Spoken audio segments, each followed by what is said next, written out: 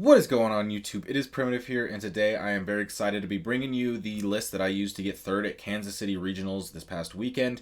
Now, as you can see in the title as well as the cards here, I did use Security Control. Now, I know a lot of people aren't going to be very happy about me using Security Control because it's a deck that is very frustrating, a deck that people have historically not been the biggest fan of, but it is a deck that just was so strong into the current metagame. Seeing all these top 16s coming out from these previous events, Security Control just kept looking better and better, so for the past month and a half, I have been doing a lot of testing for it to prep for Kansas because I just thought it was going to be the best pick. A lot of people were very surprised that I wasn't playing a blue deck like Melgo or Imperial or something like that, just because that's what I am usually known for. But the thing is when I pick a deck, I play the deck that I think is the best and has the highest chance of winning, which is just normally blue decks, but this time going around it was Security Control. So my list is going to be quite different than a lot of the other Security Control lists that are going to be coming out, and you'll see why when we get into the list. So we will get into that in a second, but before we do, I just want to give a couple shout outs. First of all, shout out to Team Icewall. They helped me test a bunch. They had to endure hours and hours and hours of testing against Security Control to help me define my lists,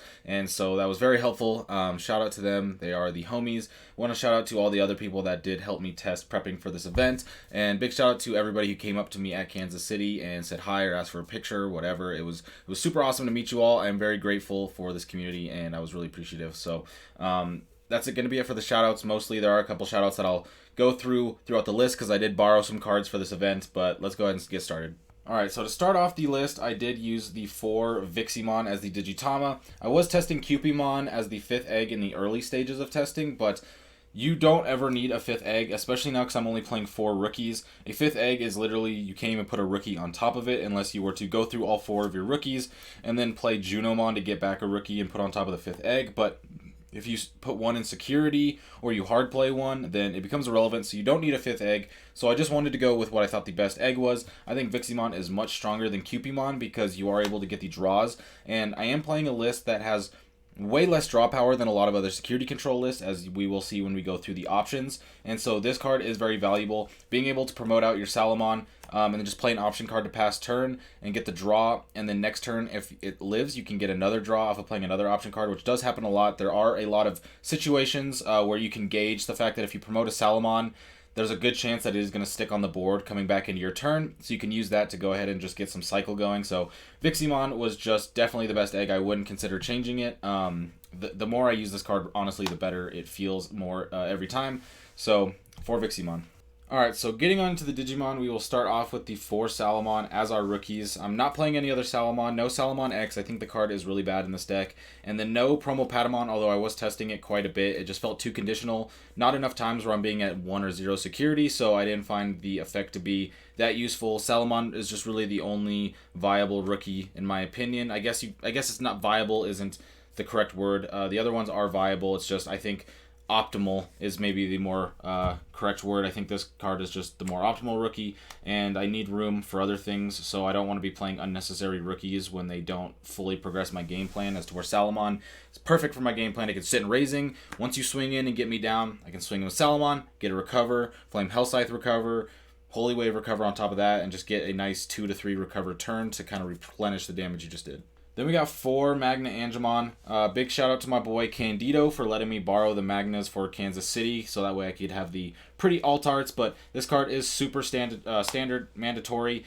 Unconditional on-play recover 1, being able to recycle with Flame Hellscythe, so you give the -6, play this out, get the recover. A lot of the deck just kind of revolves around playing this card a lot, and it's just so good, so definitely 4 of. Then we're playing 1 Andromon from the Mastamon starter deck. I just wanted a 5th ultimate, and it was between this and Maycrackmon, because I wanted an ultimate that gets cycled by Flame Hellscythe, because there are times where I just felt like I was hitting Flame Hellscythe, not being able to get anything out of it, or getting the Salomon, when most optimally I want to get an ultimate, so that way I can put on top of the Megas. And I just found Andromon's on-play security attack -2 to be more powerful. If your opponent has something like Grandis, for example, they go into Grand Quagamon, they Digiburst twice to give security attack +2. They go into Grandis, they swing in for 3 checks, but if they hit Flame Hellscythe, you can play out Andromon, give them the sec -2, so now they only have 1 check. So they'll swing 1 check, they'll unsuspend, and then they can swing another check. They can swing over your Andromon in Grandis' case at that point, but it doesn't matter. The whole thing is they would be swinging for 6 checks, but now you're making it so they swing for 2 checks. So you're removing 4 checks off the board, as to where if you played Magna in that position, you're just recovering 1 check. And so I just found this card to be very good in multiple situations. There's also situations in these slower matchups where you don't want to be recovering a bunch, and so being able to have something in your trash that you can recycle off of Flame Hell Scythe that doesn't lower your deck count, while also being able to target to go into your megas is nice, because you can bring back Salomons, but this is just a much better target. Get it on play, you can go into your megas. Its inheritable is okay. We do have some purple Digimon to be able to get the security attack +1, so that does come up sometimes, but that isn't the on play is the main reason why I chose it. The security or the inheritable effect is just kind of something that's nice, that's come up a couple times, but not anything key to the deck. Then starting off with the Megas, we will have 2 of the BT9 Sakuyamon. This card is just absolutely crucial in the current metagame. So many decks building up and raising, want to go in for these big swing turns, and Sakuyamon just really makes it awkward for them, because if they promote out of raising, they're going to get Security Attack -3. So even if they're swinging for big checks, like with something like Ancient Greymon, they're still not going to get that many checks. It's still going to be at a point where you can replenish the damage in just a couple turns and be stabilize, be okay. But the thing is with this on the board, they're either going to promote to burn the security attack -3, or promote to build up into something that can get rid of it, like let's say a Metal Garurumon X antibody when digivolving effect, to be able to get it off a board. So when they do, they put it out to be able to be susceptible to removal, so you can get rid of their stack, or it makes it so that they have to spend a bunch of resources to try to build something on board, so that way that they can, like, they'll promote, burn the security attack -3, and then kind of build something on board to try to build up into another stack, so that way you can only remove one thing. But it just, I didn't find it being that useful. If you come out of raising and I can hit your stack, then Sakuyamon did its job. So just being able to make people come out of raising to remove, or have to just burn a bunch of resources to get rid of this, so that way they can come out of raising without the security attack minus, came up a bunch. I was playing versus Metal Garurumon round 6. We were both 5-0, and during the 2-game set, I did win 2. I hard played this 3 times in that set, because I was at 3, I just gave him 9, and I just said, what are you going to do about this? You can't, the only thing you can do to get this off the board is either build the whole stack up to Metal Garurumon, which means you'd have to promote, because you need to be able to use the effect to unsuspend, so you'd have to be able to attack. So you need to promote and do that, or you need to play something like Kakaitis Breath, and if you play Kakaitis Breath, I put you at 9, you put me to, or you go down to 2, and then I have like 3 Mimis. I can tap it past turn back, and then just hard play the Sakuyamon, put you back to 9, and then we're just back in the exact same spot. And that did happen during that match. So Sakuyamon is just super strong in this metagame. I was considering going up to 3, but I stayed at 2 because I was playing an Offanimon. This is a card that was kind of one of the more last-minute changes. I started testing it probably like a week before the event. It was a card that was just, Offani Loop was starting to gain a lot of popularity. It wasn't a card that I had yet tested in this deck at all, so I kind of wanted to try it, and it is just an unconditional good recovery card. There's not a lot of good cards that have unconditional recovery, so being able to have something is nice. That's relatively cheap since it's 4 to Digivolve. And then it has a decent when attacking, or on deletion effect, because you get to play out a Salomon for free. So if this does go down, you can play out a Salomon, which either then gives you another source of recovery, or if you are above 3 or above 4, then you can just go ahead and swing in and get chip damage or whatever you need to do. But as much as this card was good, it wasn't amazing. It wasn't bad at all. It was just good. And this is a deck that every card kind of counts in this list, so having a lot of cards that are just kind of good means that they can probably be replaced. So this is a card that could be replaced. I don't think it's terrible. It would probably be a little bit better if there was Maycrackmon, so that way you could get the secondary effect, but still just kind of meh. Next up, we got 1 Juno and 1 Avenge Kid. These are going to be primarily for the Juno Loop, obviously. We're going to have the Juno, the Avenge, and the Calling from Darkness for the Juno Loop to be able to infinite, but the thing that people are probably going to have questions about is, why am I playing 1 Avenge when a lot of lists are playing 2 or 3? And it's very simple. 1, these 2 cards are like the worst cards in most matchups. I don't really like seeing these cards in most matchups, and they don't do too much in a lot of matchups. Sometimes they're nice. Sometimes being able just to play this, just to pop something with 8k or less is its main play. And then being able to retaliate into something big like a Death X or something is sometimes nice too. But for the most part, these are kind of least impactful cards, but they're kind of necessary to have that Juno Loop. So I decided to cut down. That's the first reason. And the second reason is, if you're playing a matchup where you need Avenge Kidmon, there's a high chance that your opponent is also playing Avenge Kidmon. So the thing about Avenge Kidmons is the Avenge Kidmon count is not what you have in your deck. If I have 1, and my opponent has 2, then I have 3 Avenged Kidmons, because we're both putting all of our options to the bottom. Regardless of the fact, if I play it or if my opponent plays it, the same amount of cards are going to go to the bottom. Obviously, it's going to go in a different order, but from what I found is in the matchups where Avenged Kid is in there, the order of options almost never really matters, because it's just a game of deck count.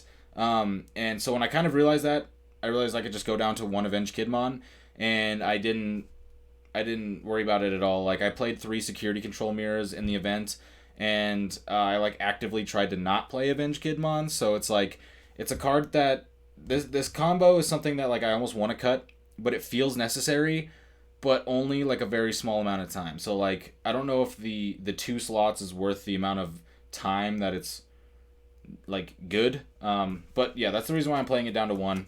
Just because it's not good in matchups, except for matchups where your opponent might also be playing Avenged Kidmon. And if they are playing an Avenged Kidmon, then you don't need to have 2, because you just have your opponents as your second. Then to finish off, we are playing 2 Death X. I feel like this is pretty standard for security control, just because my opponent's going to play a lot of Tamers throughout the game, or they can start to go wide, or I can even just leave things on the board intentionally for a turn or 2 if they aren't looking like they want to swing in, so that way I can just inflate the board, get Death X cheaper. But this card is very nice. I was considering going to 3 a couple of times, but I just don't think I'll ever be able to convince myself that 3 is going to be more optimal than 2. Just feels like it's going to be very clunky, so I just like the 2.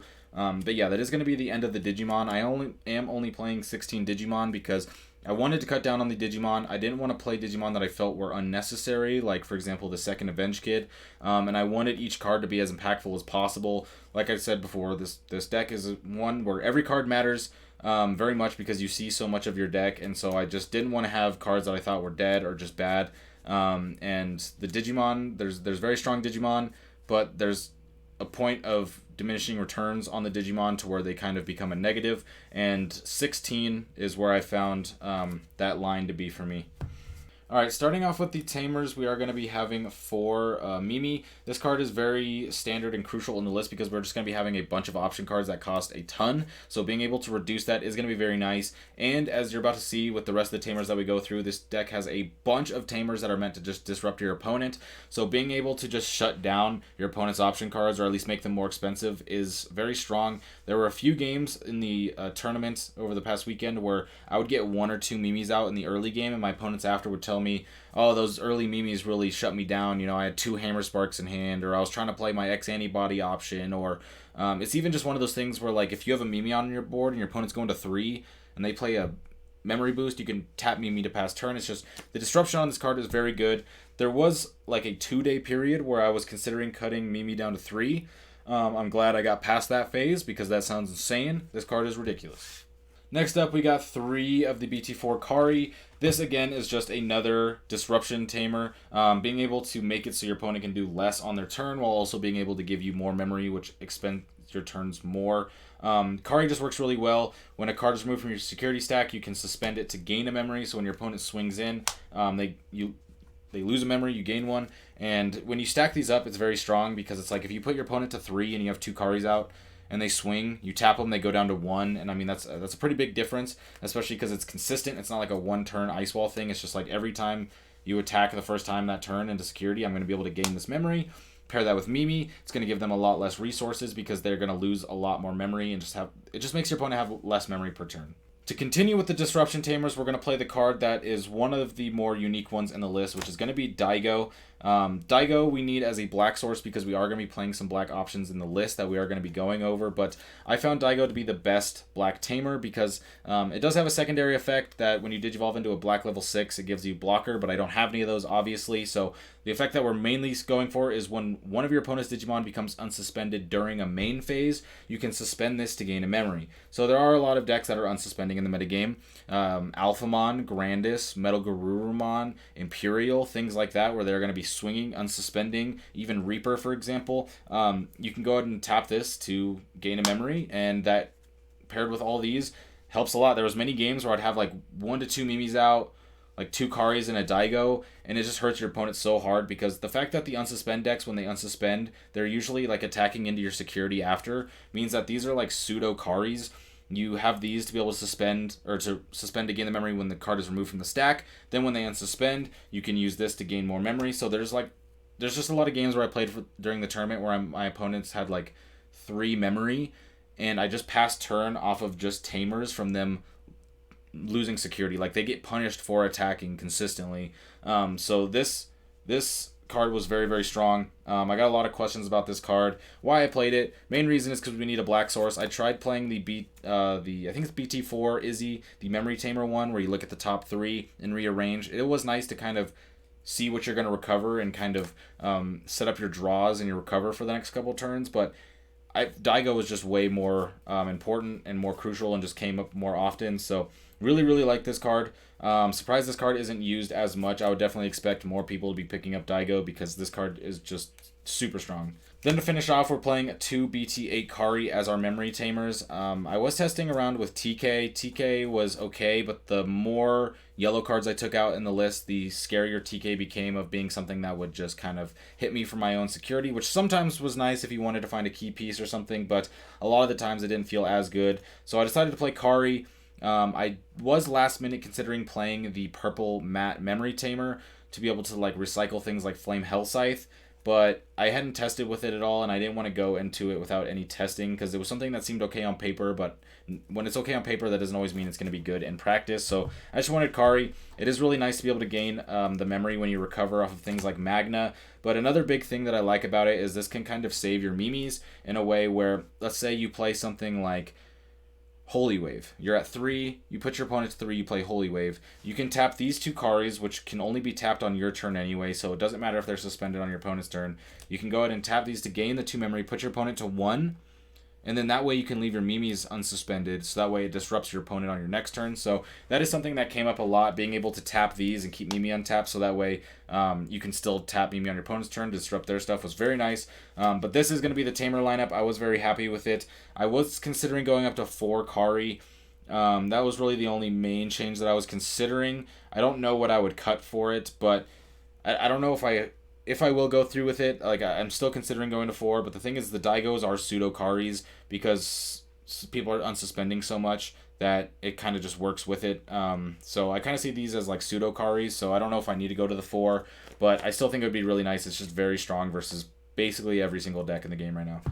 Alright, so now we got the options. You already know we are playing security control, so going to have a decent amount of options. So let's start off with the standards. Going to have 4 Flame Hell Scythe, 4 Chaos Degradation, and 4 Holy Waves. Now, Flame Hell Scythe, very obvious why we want to play this. Good removal, but also a way to play out Magna Angemon for free. We also have the Angemon that you can play, but primarily trying to play Magna Angemon, be able to remove one of your opponent's Digimon, and then get the recover and get a body on board. So this card is an auto 4. It's very strong. Same with Chaos Degradation. This was a card that I was testing at 3 for a bit.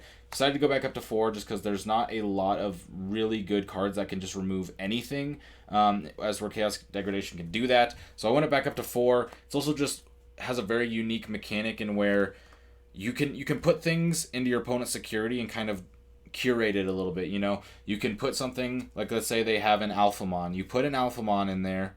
An Alphamon is not a really scary security trigger. It's not going to be something that gives them memory or a tamer or something like that. It's just a Digimon with DP. Of course, unless we're talking about BT6 Alphamon, but let's say it's BT9 Alphamon, then that's not really a big security trigger scare. So you can put that at the bottom, trash the top, and then you could trash something off the top, like maybe a Kongu or a Black Memory Boost or a Cool Boy, something like that. Something that would have been more impactful in security. You can trash it, get rid of it, and then your opponent you now know has at least one of their security, and it's much weaker than whatever the potential other card was. So it's very unique with that, and also being able to get through DP reduction is very big with things like Dora Gray protection. So Chaos Degradation was just super necessary. And then Holy Wave, also another card that I was testing at 3 for majority of my testing, and only recently went up to 4. Just because I just felt like the more I tested it, the more I felt comfortable with the game plan, and therefore there was more times where I was just kind of passing and not doing as much. And so Holy Wave is just kind of a better pass a lot of the times because you don't want to use like your removal too early on things that it doesn't matter on. So you just kind of pass a lot. And so the more I did that, the more I wanted to play 4th Holy Wave. It wasn't really hard to fit back in just because it's such a good card. But now that I'm playing it at 4, I think that's just staple. It's just way better at 4. Next up, we got 3 Wyvern's Breath. Pretty standard removal. just big removal. Like I said, there's not a lot of good cards that can just kind of delete big stacks. Wyvern's Breath is one of the better ones, and I was considering Fly Bullet over this, and I was testing Fly Bullet over this, but the rise of Greymon X Antibody kind of made me not like it as much. So I just wanted to kind of tech for those decks that play Greymon X Antibody and just have the big DP minus.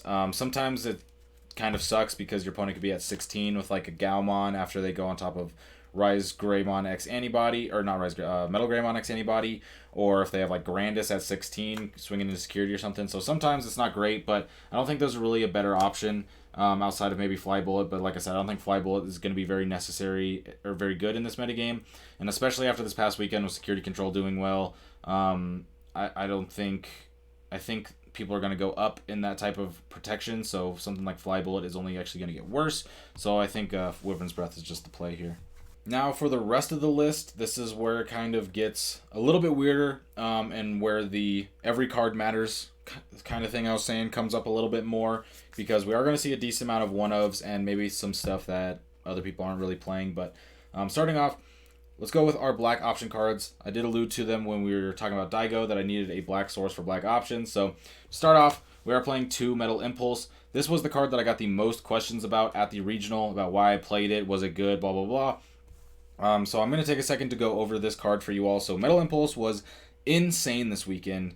One of the best cards in the deck for sure, and I do not regret playing this at all. So the main reason we're playing it is because of the Digivolve effect. Alphamon is a deck where it can beat security control very hard because of being able to go Dorgray into Kongu, which then removes basically all your removal, because you can't be DP reduced, you can't be deleted by effect, and you can't be added to the security, so all your cards are shut off. So I needed to find a way to get through that, because security control was just a deck that seemed so good into the metagame, but I couldn't bring myself to bring a deck that had an auto loss to a tournament. I'm just not going to allow myself to do that. So it was either figure out how to beat it or change decks, and Digivolve came in very clutch. Being able to play the Metal Impulse to be able to Digivolve your opponent's Alphamon back down to either just an ultimate, so that way they don't get the unsuspend with Oryu, or being able to bring them down to a champion or their Digi-Egg if it's post Alphamon or Yukin, is very nice. The other reason I like this effect so much is because you can trash cards. That might not seem like a big deal in security control, and it might even seem bad in security control because you already don't have a lot of cards in hand. You don't want to be getting rid of removal, but in fact, it's quite the opposite. I found the trashing effect to be super insane. One, you can go ahead and pitch cards like your ultimates, your Magna Angemon or your Angemon into trash, so that way if you play something like Flame Hell Scythe, you can play those Magna Angemons out for way cheaper, because it's not just playing it for 6 opposed to playing it for 7. Flame Hell Scythe can be reduced by Mimi and BT8 Kari when you recover, as to where Magna Angemon can only be recovered with BT8 Kari, so you can make it cost 6, maybe 5 if you have 2 Karis out, but mostly just 6 because you're usually going to have 1 Kari out, as to where if you have 2, 3 Mimis out, you can cheapen it even further and get more out. So being able to put ultimates in the trash to keep Flame Hell Scythe alive, either from hand or if your opponent's just going to swing into security, you can have that. I did that all the time, where early game I would just try to get a Magna Angemon in trash, whether it was through Metal Impulse or just trying to get it on board and swing in, but I would try to get one in trash as fast as possible. It's very much easier to do with Metal Impulse, and so that way when your opponent swings into security, if you have the Magna, you have it set up, or if they have Flame Hell Scythe, you can play the Magna, have it ready to go. The other reason the trashing effect is very big was something that was mostly theory for me, and not something that I actually full tested, but it was going to be for the security control mirror, being able to trash 3 cards from your hand into the trash, and then being able to later, when Avenge Kidmon happens, shuffle those cards back into your deck, helps bump up your deck count every time there's an Avenge, because versus security control, you're going to have multiple turns where you're both just passing back to each other, and your hand size is going to grow up, and you're going to end up having 3, 4, 5 cards in your hand at some point that probably are never going to get used because of just how slow the game goes in the mirror match. So you can just get them out of your hand if you're not going to use them, put them in your trash, Avenge Kidmon goes in, and you're able to shuffle more cards into your deck. This happened in the match, like my opponents would Avenge Kid me, and after I would Metal Impulse twice, so this is 4 cards because I trashed 3, this is 4 cards because I trashed 3, that's 8 cards in my trash, and I think they Avenge Kidded, and I think they put back 6 option cards, and I put back like 14, and then at one point they had 6 cards in deck to my 22, and then they ended up scooping. So Metal Impulse came in very clutch. I'm also playing one Iron Fisted Onslaught. I'm only playing two Black Tamers and Black Sources, so I didn't want to go too crazy on the black options. So I am playing just three, but this was Ultimate Flare up until literally 10 minutes before I submitted my deck for the tournament. I'd been thinking about Iron Fisted Onslaught for a lot. I just never pulled the trigger, and I was really just unhappy with how bad Ultimate Flare was, and I wanted to cut it. And so, as much as I hate making changes the night before of things that we're testing, it's just on paper this card was so much better than Ultimate Flare, and in my gut felt it was much better than Ultimate Flare, and my gut is something that I have to just listen to a lot when it comes to stuff like that. And Iron Fist Onslaught came in insane in the tournament. There are cards that it's just really annoying for security control to get rid of. For example, like Death X, because Death X is a card you can get rid of, but if you pull out like two Death X's, then I can only remove one, which means there's still going to be another one on the board. Or if you have like two Gatekeepers out playing D-Reaper, I can only get rid of one at a time. So being able to have Iron Fisted Onslaught to be able to pop multiple big Digimon was insane. I got so many crazy kills off of this that people didn't expect.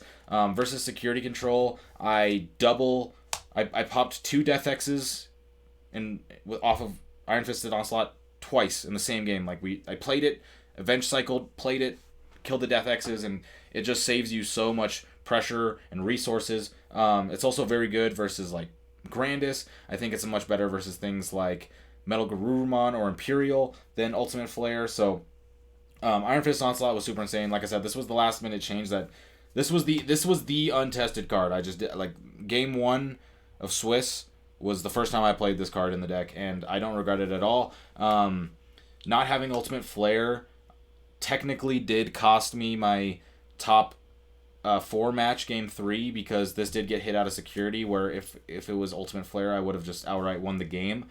But I do think that if this was Ultimate Flare over Iron Fist Onslaught, I don't even know if I would have made it to top 4 because of how strong this card went in. So I don't regret changing it, just because this card like carried me for like 3 different rounds, like just being able to clear 20 plus memory worth of your opponent's stuff for 8. Then to finish off the list, we are going to be having just some one-ofs to go over, so I'll go over them one by one, obviously. So we'll start off with the one Blade of the True. I'm only playing one, most lists are playing more, but I really don't think this card is that good. It's a card that I kind of fought with myself if I wanted more, if I wanted none, for basically the entire time I was tested it at. I was on the idea that it was a 2 of or a 0 of type card, so I was pretty much only sticking with 2 of or 0 of. I just felt like it was a card where if you're playing 1, there's no point. Then I ended up testing it at 1. I liked it, but I am now currently in the position to where I think this card is just bad. Especially if the metagame going forward gets slower, this card just gets worse. I don't know. This card's not bad. It's an okay card, being able to draw, but it's just super inconsistent. If you have 3 security, you're drawing 1 card. So if you have less than 4 security, this card just feels not even good to play if you're not getting at least 2 draws. If you get 3 draws, you know what I'm saying? That's really insane. If you're at 6, you compare it with the Viximon to get a draw. So it's nice in the early game, and then super inconsistent at the end of the rest of the turns, because it's just like sometimes you're gonna get 1 draw, sometimes you're gonna get 3 draws. You know, it's just you don't know. So I don't really like this card. I think it's coming out of security. Like every time it happens, I don't like it. It's like hitting a Salomon. Pretty much, you flip over Salomon, you're like, okay, that could have been anything else better, and you're like, okay, I'll draw a card really quick, so I guess that's cool. But playing security control, when I hit security, I don't want to draw cards, I want to delete stuff. So yeah, this card will probably get cut. Then we're playing 1 Reinforcing, just because it is restricted. We can only play it at 1. If it wasn't restricted, I would definitely play this at 2 or 3. I don't think it would be a 4 of. I think that's too much. I think I would go 2, maybe 3, but I wish I could play more. This card's just really good. The delay is what really makes it. Being able to look at the top 2 and add a security is obviously insanely cracked, but it's just one of those things where being able to gain 3 memory when you're making plays that are super huge, and just being able to put your opponent at less memory is very nice. So I kind of wish I could play this at 2, but you know, Reinforcing just too good. Then we're going to play 1 Calling. This is just for the Juno Loop.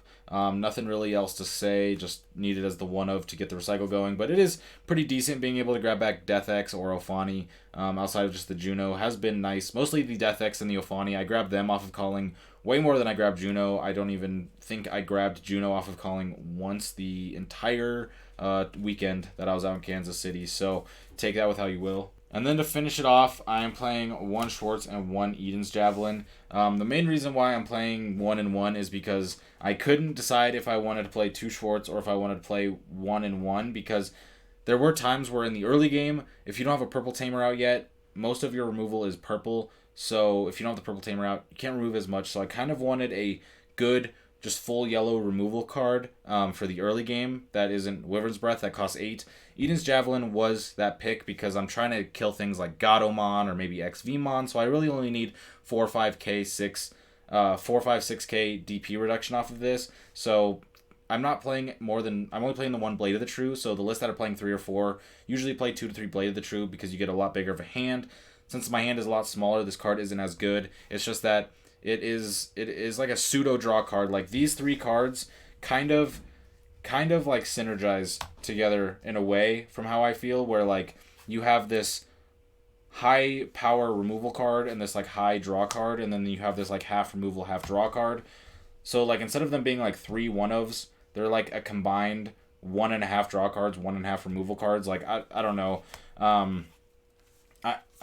after the event, I can tell you that I would not play Eden's Javelin over like playing second Schwartz. Like this card was insane over the weekend. Nobody preps for this card for whatever reason. Like nobody expects it. There's multiple times where I played it. They're like, "Oh, you're playing that?" And I'm just, this card's insane. Eden's Javelin is very mid. Every time I played Eden's Javelin, Schwartz would have done the same thing during the event at least. And then, but when I played Schwartz, Eden's Javelin can do everything. Like if there was times where this guy went wide on me, put 4 Digimon out, and I had like 6 Tamers, so I just Schwartz, cleared the whole board, and then they had no more rookies in hand and like couldn't build up, and then the game just snowballed out from there. So I would definitely play this over this, but I'm not even sure if I'm going to play 2 of these. I'm pretty sure I'm going to just cut both of these. This might become this. That's going to be more testing, but the draw cards just...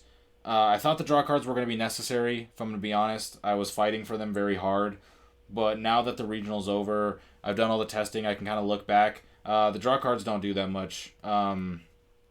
So, yeah, that's where the cuts are going to be, most likely. Alright, well, that is going to be the list. This is what I used to get 3rd at Kansas City Regionals. If you want, I'll go over the matchups that I had really quick. Round 1, I played Security Control Mirror. Round 2, I played Blackboard Greymon. Then I played Metal Garurumon. Then I played Security Control Mirror again. Then I played versus Imperial. Then I played versus Metal Garurumon. And then the final round of Swiss, I played versus D-Brigade. And then top 8, I played versus the Security Control player that I played round 4. And then in top 4, I played versus Alphamon. So those were the matchups that I had. This deck felt very good. I still think there are a couple things that could be optimized from this list. So I will see if I can... if I do end up bringing this to San Diego or something, I'm still not sure. I'll definitely make changes, but for now, this is the list I used. If you enjoyed, be sure to like and subscribe because I'll be bringing you even more content, including stuff from Kansas City Regionals that I filmed this past weekend with the top 8 matches, some deck lists, so be sure to keep an eye out for that, but I'll catch you all in the next video. I hope you have a fantastic day. Peace out, everyone.